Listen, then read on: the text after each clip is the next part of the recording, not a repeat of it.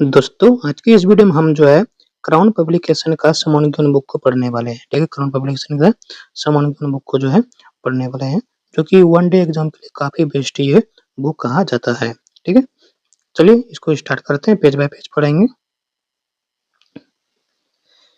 पहले देख लेते हैं भारत का इतिहास। भारत का इतिहास जिसमें कि है प्राचीन भारत का इतिहास। प्राचीन भारत का इतिहास। भारतीय समाज एवं संस्कृति। भारतीय समाज एवं संस्कृति आज जिस स्थिति में है, उनके संदर्भ में भारत के अतीत का अध्ययन विशेष महत्व रखता है, क्योंकि वर्तमान भारत की जड़ें अतीत से जुड़ी हुई है। अतीत में हुआ विकास ही क्रमिक रूप से चलता हुआ आज के युग तक आ पहुंचा है। ऐसी स्थिति में अपने अतीत को ठीक से समझना आवश्यक है। इतिहास समझने के स्रोतों की जरूरत पड़ती है, जिसके माध्यम से अतीत के बारे में जाना जा सकता है। प्राचीन भारत के इतिहास के अध्ययन से हमें यह पता लगा सकेंगे कि वर्तमान स्थिति की जड़ें कहाँ है। इससे हम यह भी जान सकेंगे कि भारतीय समाज एवं संस्कृतियों का विकास कब, कहाँ और कैसे हुआ था। पॉइंट 1.1 है प्राचीन भारतीय इतिहास के स्रोत। प्राचीन भारतीय इतिहास के स्रोत। प्राचीन भारत के इतिहास का पुनर्निर्माण विभिन्न स्रोतों के आधार पर किया जाता है। इन स्रोतों का वर्गीकरण दो वर्गों में किया जाता है। ये है साहित्यिक एवं पुरातात्विक स्रोत। स्रोत दो प्रकार के। साहित्यिक स्रोत, देखते हैं इनमें क्या कुछ आता है। साहित्यिक स्रोत वैदिक, संस्कृत, पाली, प्राकृतिक एवं अन्य। साहित्यिक स्रोत के अंतर्गत भी विदेशियों द्वारा विवरण दिया गया है। पुरातात्विक स्रोत पुरालेख, सिक्के, स्थापत्य अवशेष, उत्खनन आदि। ठीक है, वो पुरातात्विक स्रोत के अंतर्गत आता है। साहित्यिक स्रोत। साहित्यिक स्रोत के बारे में जानते हैं। ब्राह्मण साहित्य ऋग्वेद, सामवेद, यजुर्वेद, अथर्ववेद, ब्राह्मण, आरण्यक, उपनिषद, महाभारत, रामायण, पुराण, ये जो है ब्राह्मण साहित्य के अंतर्गत आता है। बौद्ध साहित्य विनय पिटक, सुत पिटक, अभिधम पिटक, महावंश, दीपवंश, ललित विस्तार, दिव्यावधान, बुद्धचरित या अश्वघोष, महाविशा, वसुमित्र, जातक आदि के, ये सब जो है बौद्ध साहित्य के अंतर्गत आते हैं। जैन ग्रंथ कल्पसूत्र, भगवती सूत्र, आचारांग सूत्र आदि। ऐतिहासिक। ऐतिहासिक साहित्य स्रोत राष्ट्रंगनी कलहन द्वारा लिखा गया है। पृथ्वीराज रासो चक्रवर्ती द्वारा, हर्षचरित्र बाणभट्ट द्वारा, मुद्रा राक्षस विशाखदत्त द्वारा, अर्थशास्त्र कौटिल्य द्वारा, अभिज्ञान शाकुंतलम कालिदास द्वारा और स्वप्न बद्धता भास द्वारा लिखा गया है। राजाओं द्वारा जो है रचित साहित्य। राजाओं द्वारा, ठीक है। हाल सातवाहन वंश के, गाथा सप्तशती, महेंद्र वर्मन पल्लव वंश के, मधविलास प्रहसन, हर्षवर्धन रत्नावली, नगानंद प्रियदर्शिका, सोमेश्वर चालुक्य वंश, मानसोलास। साहित्य स्रोत। साहित्यिक स्रोत ग्रंथ प्रमुख तथ्य जानते हैं। कलहन की राष्ट्रंगनी जो संस्कृत भाषा में है, पहली बार ऐतिहासिक की झलक इसकी ग्रंथ में मिलती है। महावंश एवं दीपवंश बौद्ध ग्रंथ दक्षिण बौद्ध मत से ग्रंथ है।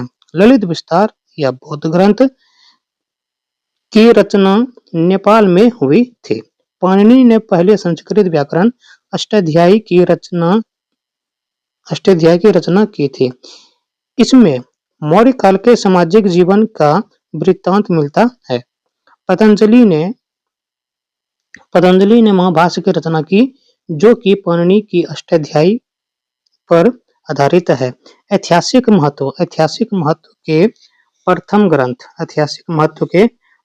ग्रंथ की रचना हर्ष के राजदरबारी कवि बाणभट्ट ने हर्षचरित के रूप में की है। ठीक है, ऐतिहासिक महत्व के प्रथम ग्रंथ की रचना हर्ष के दरबारी कवि बाणभट्ट ने जो है हर्षचरित के रूप में की। अर्थशास्त्र जो कौटिल्य चाणक्य या विष्णुगुप्त ने लिखी। मौर्यकालीन राज्य व्यवस्था का चित्रण करती है। वाक्यपति वाक्यपति ने कन्नौज के राजा यशोवर्मन पर आधारित गोड़वा नामक पुस्तक लिखी है। विभिन्न राजाओं के जमीन पर आधारित कुछ अन्य रचनाएं। हेमचंद्र हेमचंद्र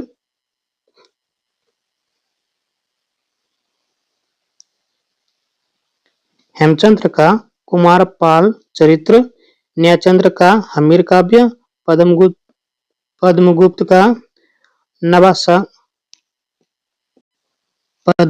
का नबसा संघ चरित्र, बिल्लाल का भोज प्रबंध आदि। तमिल में लिखी गई राजकीय जीवन चरित्र में नंदिकलम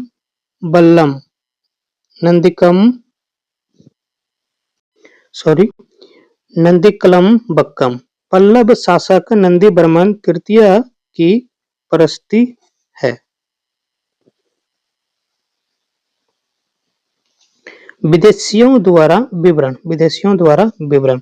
यूनानी लेखक हेरोडोटस को इतिहास का पिता कहा जाता है। इन्होंने हिस्टोरिका नामक पुस्तक की रचना की। मेगास्थनीज सेल्यूकस के राजदूत के रूप में चंद्रगुप्त मौर्य के दरबार में रहा तथा इंडिका की रचना की। यह मूल रूप में अप्राप्य, लेकिन इसके उदाहरण अनेक प्रख्यात लेखकों की रचनाओं में आए हैं। अज्ञात लेखक है। एक अज्ञात यूनानी लेखक ने ईसवी सन की पहली सदी में भारतीय बंदरगाह प्राकृतिक स्थिति व व्यापार पर प्रकाश अपनी रचना पेरिप्लस ऑफ द इरिथ्रियन सी यानी लाल सागर का विवरण में दिया गया है। टोलमी की जियोग्राफी 150 ईस्वी के आसपास प्राचीन भारतीय भूगोल एवं वाणिज्य की जानकारी देता है। स्ट्रैबो ने मेगास्थनीज के विवरण को काल्पनिक माना है। रोमन लेखक प्लिनी की नेचुरलिस हिस्टोरिका भारत और इटली के बीच होने वाले व्यापारिक संबंधों की जानकारी देती है। चीनी पर्यटक भारत में बौद्ध धर्म के अध्ययन तथा बौद्ध तीर्थों का दर्शन करने आते थे। फाहियान एक चंद्रगुप्त द्वितीय गुप्त शासक के शासनकाल में भारत आया। 5वीं सदी के प्रारंभ में उसने फूकों की रचना की, जिसमें गुप्त काल में भारत के सामाजिक, आर्थिक व धार्मिक स्थिति पर प्रकाश डाला। वैनसोंग या युवान च्वांग यह हर्षवर्धन के समय 629 ईस्वी में भारत आया और सीयू की रचना की। इसमें 138 देश का विवरण मिलता है। वाटर्स के अनुसार भारत को इंटो या अर्धचंद्राकार नाम देता है। वैनसोंग के मित्र व्हीली ने वैनसोंग की जीवनी लिखी थी। इसने हर्षकालीन राजनीति के साथ धर्म, रीति रिवाज एवं समाज का वर्णन किया है। इत्सिंग यह 7वीं सदी में भारत आया था तथा नालंदा एवं विक्रमशिला विश्वविद्यालय का वर्णन किया है। अरबी लेखक सुलेमान वह 9वीं सदी में भारत आया तथा पाल एवं प्रतिहार शासकों के बारे में लिखा। अलबरूनी मोहम्मद गजनवी के समकालीन थे। इसने तहकीक ए हिंद यानी किताब उल हिंद की रचना की, जिसमें भारत के निवासियों की दशा का वर्णन किया है। इन लेखकों के अतिरिक्त तिब्बत बौद्ध लेखक तारानाथ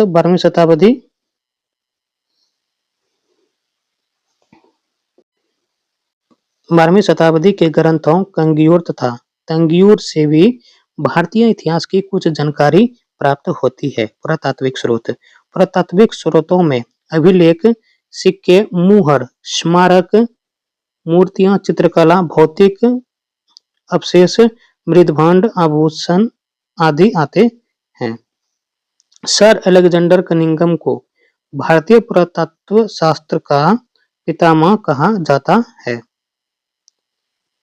सर अलेक्जेंडर कनिंघम को जो है भारतीय पुरातत्व शास्त्र का पितामह कहा जाता है। शब्दावली। अभिलेख, जो लेख प्रस्तर स्तंभों, स्तूपों,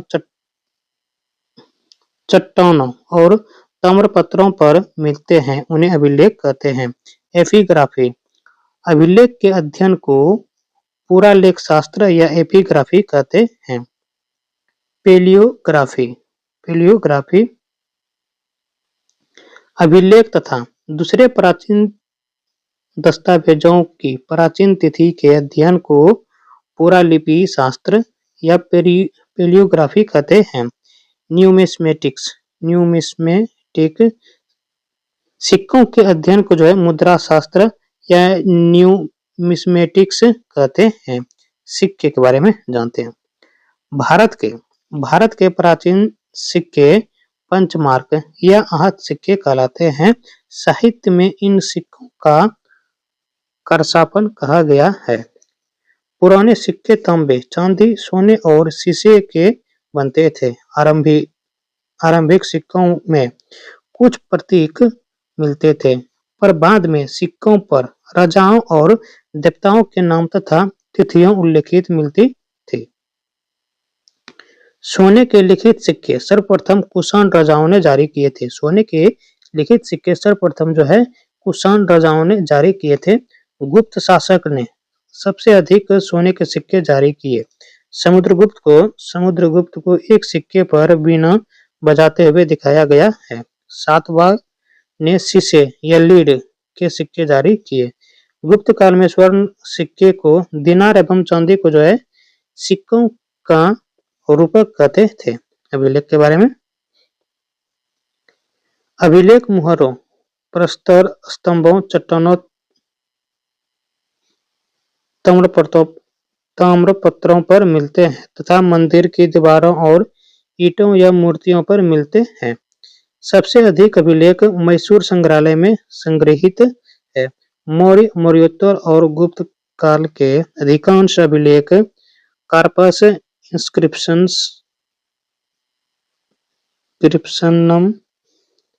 इंडिकेरम नामक ग्रंथ में संकलित है। अभिलेखों में प्रयुक्त लिपियां। प्राकृतिक लिपि। आरंभिक अभिलेख प्राकृतिक भाषा में है। ब्राह्मी लिपि, अशोक के शिलालेख ब्राह्मी लिपि में है। यह लिपि बाएं से दाएं लिखी जाती थी। खरोष्टी लिपि, अशोक के कुछ शिलालेख खरोष्टी लिपि में है। ये दाएं से बाएं ओर लिखी जाती थी। यूनानी एवं अरामाइक लिपि। पाकिस्तान एवं अफगानिस्तान में अशोक के शिलालेखों में इन लिपियों का प्रयोग हुआ है। 14वीं सदी में फिरोज शाह तुगलक को अशोक के 2 शिलालेख मेरठ उत्तर प्रदेश में और टोपरा जो हरियाणा में मिले हैं, जिन्हें दिल्ली लाया गया। 1837 में जेम्स प्रिंसेप ने इन शिलालेख की ब्राह्मी लिपि को सर्वप्रथम पढ़ा। महत्वपूर्ण अभिलेख एवं उनके शासक। कौन कौन से अभिलेख और शासक और उनके अभिलेख। समुद्रगुप्त गुप्त वंश के प्रयाग प्रस्ती अभिलेख इलाहाबाद। रुद्रदामन जूनागढ़ अभिलेख। स्कंदगुप्त भित्री स्तंभ लेख खारवेल कलिंग वंश के। हाथी गुम्फा अभिलेख पुलकेशिन चालुक्य वंश के। एहोल अभिलेख राजा भोज प्रतिहार ग्वालियर पर स्थित प्रशस्ति जो कि मध्य प्रदेश में है।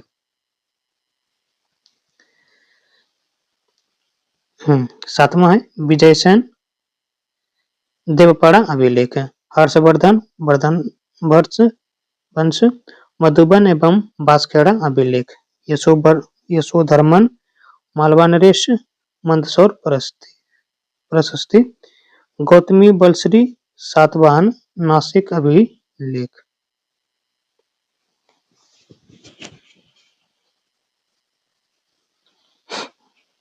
अभिलेख विशिष्ट तथ्य। रुद्रदामन का जूनागढ़ अभिलेख संस्कृत भाषा में जारी प्रथम अभिलेख माना जाता है। पुलकेशिन द्वितीय का एहोल अभिलेख उसके दरबारी कवि रवि कीर्ति द्वारा रचित है। अशोक के प्रयाग स्तंभ में कारुबाकी एवं तिबर का उल्लेख मिलता है। समुद्रगुप्त के प्रयाग प्रशस्ति की रचना उसके संधि विग्राहक हरिसेन ने की थी।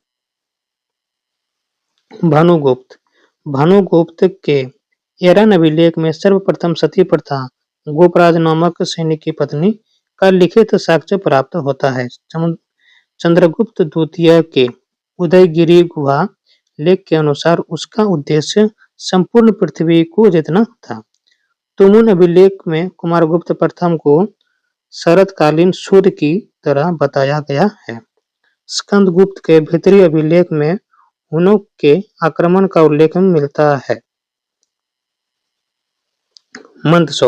मंदसौर अभिलेख में यशोधर्मन को जनेंद्र कहा गया है। चंद्रगुप्त द्वितीय के विजयों का वर्णन मेहरौली लौह स्तंभ लेख में जो है मिलता है। विदेशी अभिलेख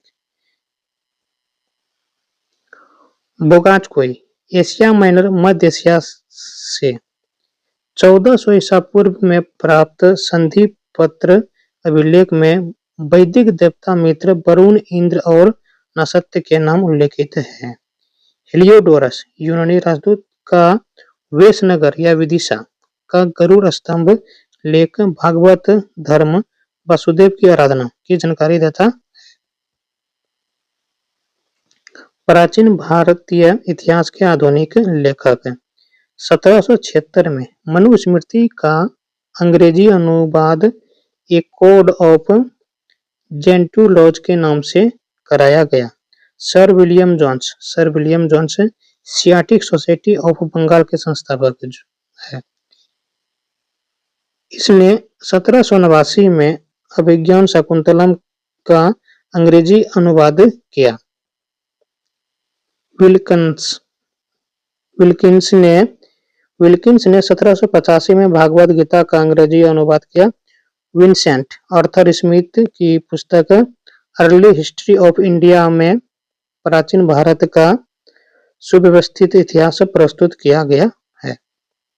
ब्रिटिश इतिहासकार ए.एल. वैसम ने वंडर दैट वाज इंडिया लिखी। डी.डी. कॉस्बी की कृति an introduction to the study of Indian history प्राचीन भारतीय इतिहास जानने का एक उत्तम स्रोत है। महत्वपूर्ण रचनाएं व लेखक और रचना मिताक्षरा के लेखक है विज्ञानेश्वर, दायभाग अभिज्ञान शकुंतलम, मालविकाग्निमित्रम के लेखक है जीमूतवाहन, रघुवंश के लेखक है कालिदास, मुद्रा राक्षस और देवी चंद्रगुप्तम के लेखक है विशाख दत्त, वृक्ष कटिकम के लेखक है शूद्रक, कामसूत्र के लेखक जो है वो है वात्स्यायन, काव्य मीमांसा कर्पूर मंजरी, हरविलास और बाल रामायण इसके लेखक जो है वो है राजशेखर, हर्ष चरित्र के लेखक है बाणभट्ट, विक्रमांग देव के चरित्र के लेखक है विल्हन, अमरकोश के लेखक है अमर सिंह, नपसाशंक चरित्र के लेखक है पद्मगुप्त और ललित विग्रह राज के लेखक जो है वो है सामदेव। प्रबंध चिंतामणि के लेखक है मेरुतुंग, सिद्धांत शिरोमणि के लेखक है भास्कराचार्य, मूसी वंश के लेखक है अतुल, मिलिंद पन्नों के लेखक है नागसेन, वेद संहिता के लेखक है ब्राह्महीर, उत्तर रामचरित के लेखक है भवभूति, काव्य दर्शन के लेखक है दांडी, कुमारपाल चरित्र के लेखक जो है वो है हेमचंद्र सूरी।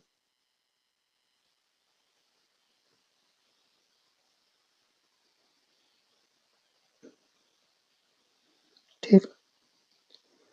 गीत गोविंद के लेखक है जयदेव।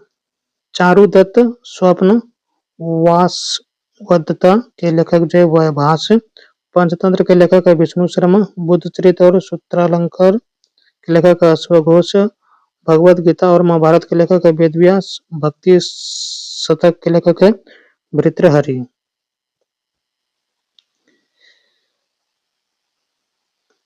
दशावतार चरित्र के लेखक जो है क्षेमेंद्र है। नीति सार के लेखक है कामंदक। नाट्य शास्त्र के लेखक है भरत। रामायण के लेखक है वाल्मीकि। रामचरितमानस के लेखक है गोस्वामी तुलसीदास। प्रियत कथाकोश के लेखक है हरिसेन। शिशुपाल वध के लेखक है माघ। संगीत रत्नाकर के लेखक है सारंग देव। सुश्रुत सुश्रुत सुश्रुत संहिता। सत्सहिका के लेखक है नागार्जुन। सतसई के लेखक है बिहारी। हितोपदेश के लेखक है नारायण भट्ट। कीर्ति कौमुदी के लेखक है सोमेश्वर। गार्गी संहिता के लेखक है कात्यायन। चलिए 1.2 परस्तर युग आदिम। परस्तर युग आदिम मानव। प्रागैतिहासिक प्रागैतिहासिक काल का वह काल है प्रागैतिहासिक काल वह काल है जिसके लिए कोई लिखित सामग्री उपलब्ध नहीं है। इस काल के इतिहास की जानकारी मुख्यतः पुरातात्विक स्रोत से प्राप्त होती है। मनुष्य के विकास के आधार पर मानव सभ्यता को दो भागों में विभक्त किया जाता है, पाषाण युग एवं धातु युग। इतिहासकारों के अनुसार इस सभ्यता का उद्भव एवं विकास प्रतिनूतन काल में हुआ। इस युग को 3 कालों में विभाजित किया गया है। पहला है पुरापाषाण काल, दूसरा है मध्यपाषाण काल, तीसरा है नवपाषाण काल। पुरापाषाण काल पुरापाषाण युग इसे 3 उपभागों में विभाजित किया गया है। निम्न पुरापाषाण काल 5 लाख ईसा पूर्व से 50,000 ईसा पूर्व तक है। इस काल में मानव जीवन अस्थिर था। इसी काल में अग्नि का आविष्कार हुआ। मानव समूहों में शिकार कर अपना भोजन संग्रह करता था। भारत में पुरापाषाणकालीन औजारों की खोज सर्वप्रथम 1863 ईस्वी में रॉबर्ट ब्रूसफोर्ड ने की थी। मुख्य औजार कुल्हाड़ी या हस्तकुठोर या हैंड एक्स, विदारणी, क्लीवर एवं खंडक चॉपर। प्रमुख स्थल कश्मीर, थार राजस्थान, बेलन घाटी मिर्जापुर उत्तर प्रदेश, भीमबेटका की गुफाएं मध्य प्रदेश, स्वर्ण नदी की घाटी पंजाब और पाकिस्तान। बी है मध्य पुरापाषाण काल 50,000 ईसा पूर्व से 40,000 ईसा पूर्व। अग्नि का प्रयोग व्यापक पैमाने पर किया जाता था। इस काल को फलक संस्कृति या फ्लैग कल्चर भी कहते हैं। इस काल में पत्थर के गोले बटिकाश्रम उद्योग से वस्तुओं का निर्माण हुआ। मुख्य औजार फलक, वेदनी, छेदनी एवं खुरचनी। प्रमुख स्थल मिर्जापुर उत्तर प्रदेश, नेवासा महाराष्ट्र, उड़ीसा आदि। सी उच्च पुरापाषाण काल 40,000 ईसा पूर्व से 10,000 ईसा पूर्व तक। इस काल में 2 प्रमुख विशेषताएं थी। पहला नए चमक उद्योग एवं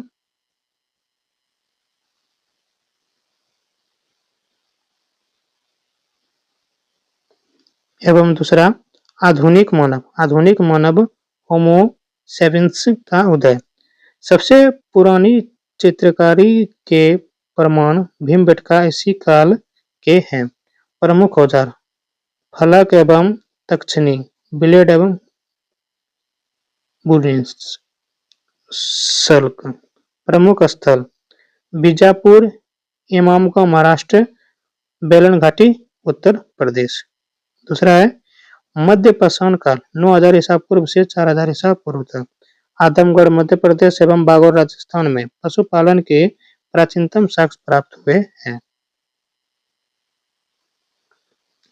इस काल में सूक्ष्म पाषाण या माइक्रोलिथिक फल का उद्योग था। मुख्य औजार पत्थर के छोटे छोटे औजार हैं। प्रमुख स्थल मध्य प्रदेश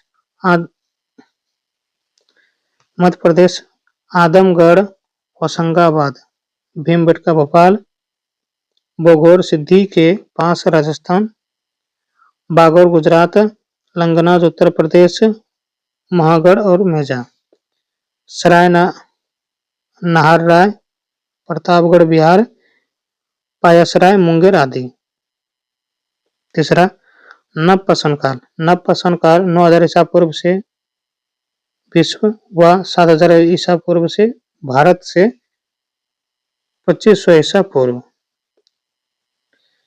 इस काल में मानव ने खेती करना प्रारंभ किया। मुख्य औजार और विस्तार पत्थर के औजार, मुख्यतः पत्थर की कुल्हाड़ियां हड्डियों के औजार है। प्रमुख स्थल मेहरगढ़ पाकिस्तान, बुरज़ाम गुफकराल कश्मीर, कोलडीवा महागढ़ उत्तर प्रदेश, चिरांद सेनुवर बिहार, सरुतरु मारकड़ोड़ा असम, ब्रह्मगिरी कोड़ेकाल हुल्लूर मस्की पिकलिहल संगैनकल्लू कर्नाटक, पायमपाली तमिलनाडु। ताम्रपाषाणिक संस्कृति प्रागैतिहासिक मानव द्वारा प्रयोग में लाई जाने वाली पहली धातु तांबा थी। इसी दौरान तांबे के औजार के साथ पत्थर का प्रयोग जारी रहा। इसी कारण से ताम्रपाषाण संस्कृति कहा जाता है। कुछ प्रमुख ताम्रपाषाण संस्कृतियां। आहार संस्कृति 2800 ईसा पूर्व से 1500 ईसा पूर्व तक। कायथा संस्कृति 1450 से 1750 ईसा पूर्व। सालबदा संस्कृति 2300 ईसा पूर्व से 2000 ईसा पूर्व। प्रभास संस्कृति 2000 ईसा पूर्व से 14 ईसा पूर्व।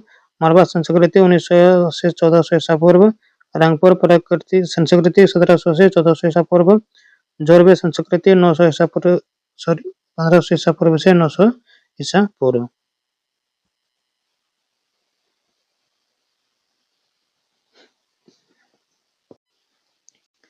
नवपाषाण काल के विशिष्ट तथ्य। नवपाषाण काल के विशेष तथ्य।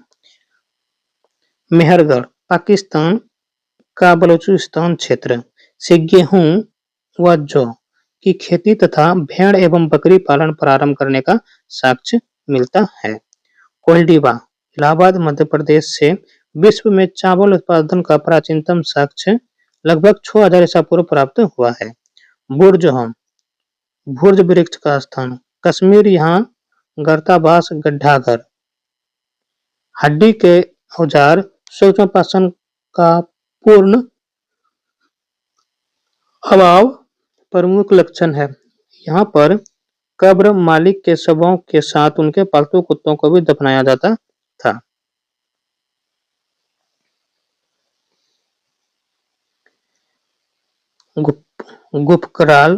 गुफकराल कुम्हार की गुफा कश्मीर, यहाँ के लोग पशुपालन व कृषि दोनों कार्य करते थे। चिरांद सारण बिहार, यहाँ पर भी हड्डियों के औजार प्राप्त हुए हैं।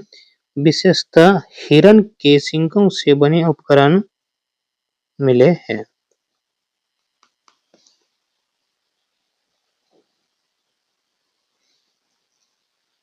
सर्वप्रथम इसी काल में कुत्तों को पालतू बनाया गया। कुंभकारी सबसे पहली इसी काल में मिलती है, जिसमें बर्तनों में पॉलिस्टर, काला मृदभांड, धूसर मृदभांड और चटाई की छाप वाले मृदभांड प्रमुख है। पिकलिहल कर्नाटक में, यहाँ के निवासी पशुपालक थे। यहाँ पर राख के ढेर एवं निवास स्थान दोनों मिले हैं। अब जानते हैं सिंधु घाटी सभ्यता के बारे में।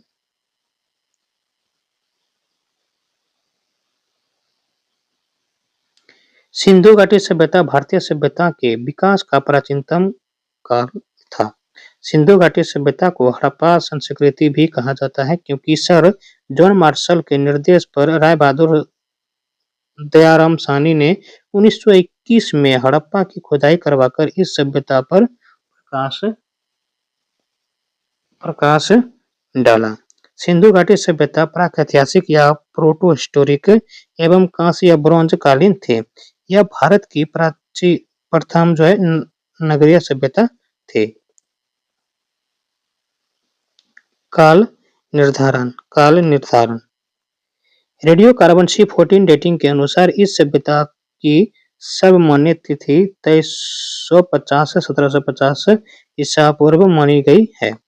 अन्य विद्वानों द्वारा सिंधु घाटी सभ्यता का बताया गया काल सर मार्टिमर व्हीलर 2500 से 1500 ईसा पूर्व, बुली द्वारा 2800 ईसा पूर्व, सर जॉन मार्शल 3250 से 2750 ईसा पूर्व, डीपी अग्रवाल 2350 से 1750 ईसा पूर्व, अल्विन 2150 से 1750 सिंधु घाटी सभ्यता काल पूर्व हड़प्पा काल 3500 से 2600 ईसा पूर्व, कोड दीजिए दमसादात आमरी नाल सिसवाल। ठीक, बी है परिपक्व हड़प्पा काल 2600 से 1900 ईसा पूर्व, हड़प्पा, मोहनजोदड़ो, चन्नूदड़ो, लोथल, कालीबंगा, बनावली है। उत्तर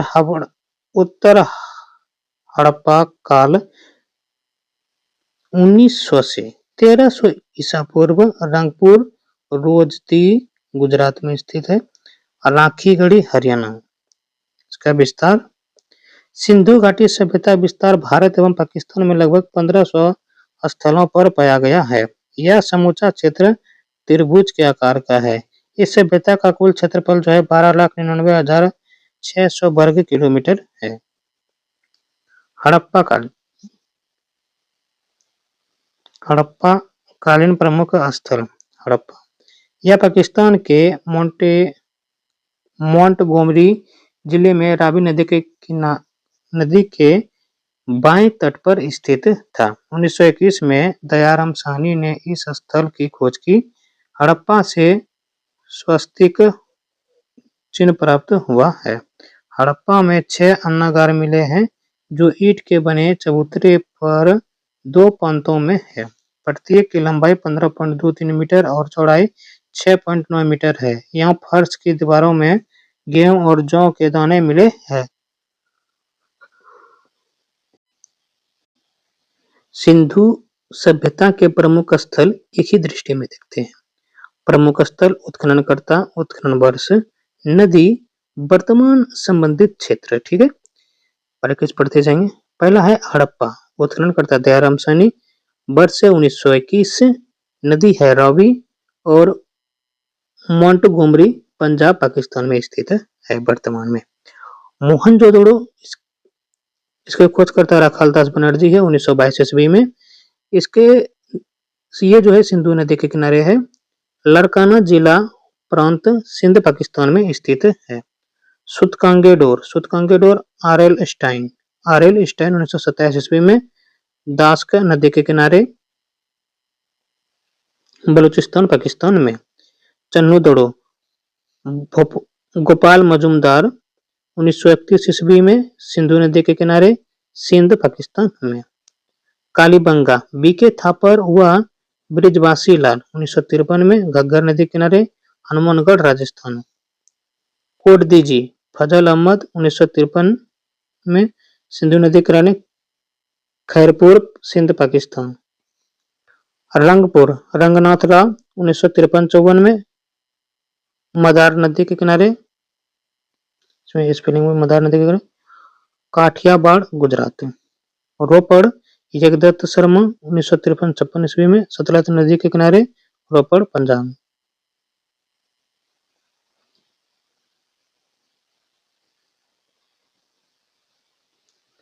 लोथल रंगनाथराव 1957 से 58 के बीच भोगवा नदी के किनारे अहमदाबाद गुजरात में। आलमगीरपुर जगदत्त शर्मा 1958 हिंडन नदी किनारे मेरठ उत्तर प्रदेश में। बनावली आर एस बिस्ट 1974 में रंगोई हिसार हरियाणा में। धौलावीरा आर एस बिस्ट 1985-90 में कच्छ गुजरात इसमें। हड़प्पा में 2 कमरे वाले बैरक मिले हैं जो कि श्रमिकों के रहने के लिए बने थे। यहाँ से प्राप्त मोहरों पर सबसे अधिक अंकन एक श्रृंगी पशु का है। दूसरा है मोहनजोदड़ो मृतकों का टीला। सिंधु घाटी सभ्यता का सबसे बड़ा स्थल मोहनजोदड़ो है। यहाँ एक मोहर मिली है जिस पर पुरुष देवता अंकित है। उसके सिर 3 सिंह है। उसके सिर जो है 3 सिंह है।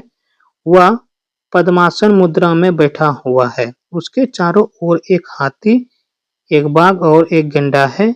आसन के नीचे एक भैंस है और पांवों पर 2 हिरण है। इसे शिव का प्राचीन रूप पशुपति महादेव बताया गया है। यहाँ एक विशाल स्नानागार मिला है जो कि 11.88 मीटर लंबा, 7.01 मीटर चौड़ा तथा 2.3 मीटर जो है वो गहरा है। मोहनजोदड़ो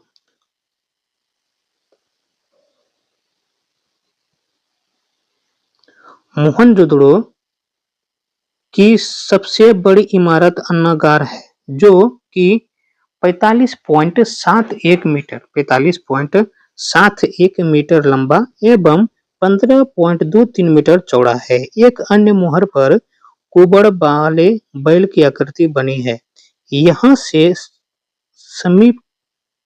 से शिव का पैमाना, कांसे की नर्तकी सूती वस्त्र का साक्ष्य प्राप्त हुए। कालीबंगा काले रंग की चूड़ियां। कालीबंगा में जुते हुए खेत के साक्ष्य प्राप्त हुए हैं जहां 2 अलग अलग फसलें उगाई जाती है। यहाँ पर जल निकास प्रणाली का अभाव मिलता है। यहाँ युगल सावधान का प्रमाण मिला है। यहाँ के मकानों में एक पल्ले वाला दरवाजा लगा हुआ है। कालीबंगा में अलंकृत ईंटें एवं अग्निकुंड भी प्राप्त हुए हैं।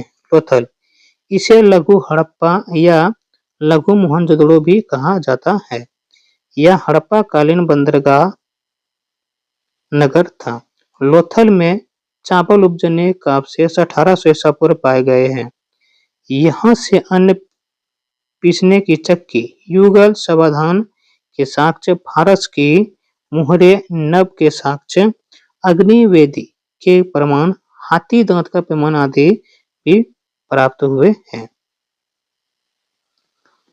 लोथल में एक चित्रित मृदभांड मिला है जो पंचतंत्र की कहानी चालक लोमड़ी की याद दिलाता है। 5वां है चन्हुदड़ो।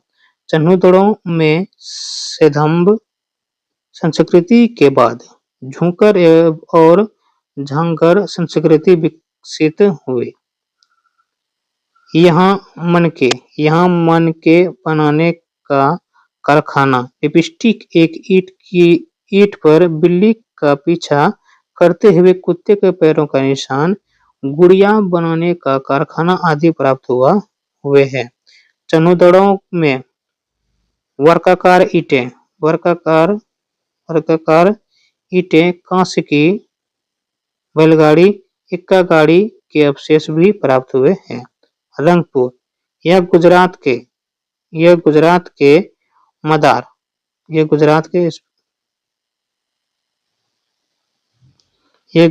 के मदार नदी के तट पर अवस्थित था। यहाँ पर धान की भूसी का साक्ष्य एवं कच्ची ईंट का दुर्ग मिला है। धौलावीरा गुजरात के कच्छ के रण के कादिर द्वीप में स्थित है। धौला का अर्थ सफेद तथा वीरा का अर्थ होता है कुआं।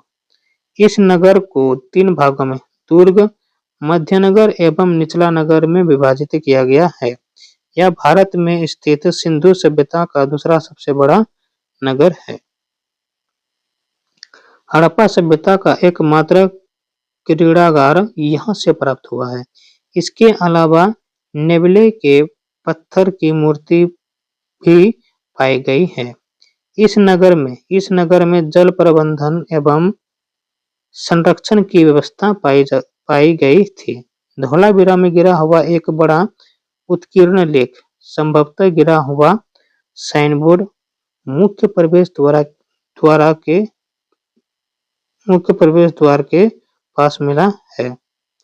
यूनेस्को ने 2021 में धौलावीरा को विश्व विरासत स्थल की सूची में शामिल किया गया। कराची के समीप से अल्लाहदीनो स्थल का क्षेत्रफल भाग 5 हेक्टेयर था। हड़प्पा सभ्यता में सर्वाधिक प्रचलित लाल पर काला रंग वाला मृदभांड अल्लाहदीनो से प्राप्त कुल मृदभांडों का मात्र 1% ही है। हाल ही में हरियाणा के फतेहाबाद जिले में स्थित भीरना नामक स्थल का उत्खनन किया गया है। राखीगढ़, हिसार, हरियाणा से 5 पुरातात्विक टीले मिले हैं। यह भारत में सिंधु सभ्यता का सबसे बड़ा स्थल है जो घग्गर नदी के किनारे स्थित है। इसकी खोज 1963 में सूरजभान ने की थी।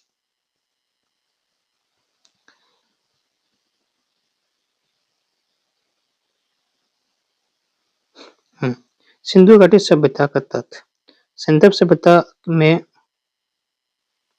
लोहे का ज्ञान नहीं था। यद्यपि यह अनुमानित है कि यहाँ के लोग घोड़े से परिचित नहीं थे, लेकिन सुरकोटदा में घोड़े की हड्डियों का साक्ष्य प्राप्त हुए।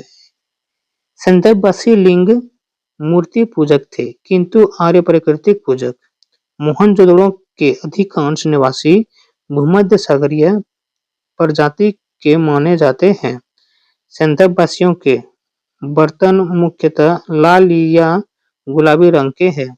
यहाँ पर संभवतः दास प्रथा का भी प्रचलन था। संदर्भवासी पासे का खेल एवं नृत्य द्वारा अपना मनोरंजन करते थे। गाय की मूर्ति कहीं से भी प्राप्त नहीं हुई है। यातायात के लिए बैलगाड़ी का प्रयोग होता था। टेराकोटा, आग में पकी हुई मिट्टी को टेराकोटा कहते हैं। मेसोपोटामिया के पुरालेख में दिलमन, मकन एवं मेलुहा की जानकारी मिलती है। सामाजिक जीवन। हड़प्पा कालीन समाज संभवतः मात्र सत्तात्मक था, जो मात्र देवी की पूजा से स्पष्ट होता है। यहाँ के लोग शांतिप्रिय थे तथा शाकाहारी व मांसाहारी दोनों थे। पुरुष एवं महिला दोनों ही आभूषण का प्रयोग करते थे। मनोरंजन के लिए पासे का खेल, पशुओं की लड़ाई, नृत्य आदि प्रचलित साधन थे। धार्मिक जीवन। हड़प्पा की पक्की मिट्टी की स्त्री मूर्तिकाएं प्रचुर मात्रा में मिली है। मोहनजोदड़ो से प्राप्त पशुपति शिव का मुहर विशेष रूप से प्रसिद्ध है। धार्मिक जीवन में मातृ देवी की उपासना लोकप्रिय थी। एक मूर्तिका में स्त्री के गर्भ से निकलता पौधा दिखाया गया है, जिससे पता चलता है कि धरती को उर्वरता की देवी माना जाता था। पशुओं में कुबड़ वाले बैल की, पक्षियों में फाक्ता की पूजा होती थी। वृक्ष पूजन भी प्रचलित है। संदर्भ सभ्यता में मंदिर के प्रमाण नहीं मिले हैं। समाधान के बारे में जानें। आमतौर पर मृतकों को गर्ते में दफनाया जाता था, परंतु कुछ स्थानों पर शव को पूर्ण रूप से जलाकर राख के जमीन को दफनाया जाता था। कहीं कहीं पर तो आंशिक समाधिकरण के भी साक्ष्य प्राप्त हुए हैं। राजनीतिक जीवन। सिंधु सभ्यता में राजनीतिक संगठन का स्पष्ट अभाव है। यहाँ पर पुरोहित द्वारा शासन व्यवस्थित नहीं थी, क्योंकि कहीं पर भी मंदिर नहीं पाया गया। सिंधु सभ्यता में अस्त्र शस्त्र का भी अभाव था। हड़प्पाई लोगों का ध्यान विजय की ओर उतना नहीं था जितना कि वाणिज्य की ओर। हड़प्पा का शासन संभवतः वाणिज्य वर्ग के हाथों में था। आर्थिक जीवन। सिंधुवासियों का मुख्य व्यवसाय पशुपालन, कृषि व उद्योग था। कृषि। सिंधुवासी हल से अनभिज्ञ थे। वे लकड़ी के कुदालों द्वारा खेती करते थे। कालीबंगा में जुते हुए खेत के साक्ष्य मिले हैं। जुते हुए खेत के साक्ष्य कहाँ मिले तो वो मिले हैं कालीबंगा में। सिंधुवासी कुल 9 फसलों का उत्पादन करते थे, जिनमें गेहूं और जौ मुख्य खदान थे। बनावली में बढ़िया किस्म के जौ का साक्ष्य मिला है। सबसे पहले कपास पैदा करने के लिए श्रेय भी सिंधु सभ्यता के लोगों को जाता है। नदी तालाबों द्वारा सिंचाई होती थी। नहरों के साक्ष्य प्राप्त नहीं हुए हैं। व्यापार। वस्त्र उद्योग सिंधुवासियों का प्रमुख उद्योग था, जिसका प्रमुख केंद्र मोहनजोदड़ो था। सिंधुवासी सूती एवं ऊनी वस्त्रों का प्रयोग करते थे। तो आज के लिए तो नहीं, मिलते फिर अगले वीडियो में इसी तरह इंटरेस्टिंग टॉपिक पे लेके, तब तक के लिए जय हिंद, वंदे मातरम।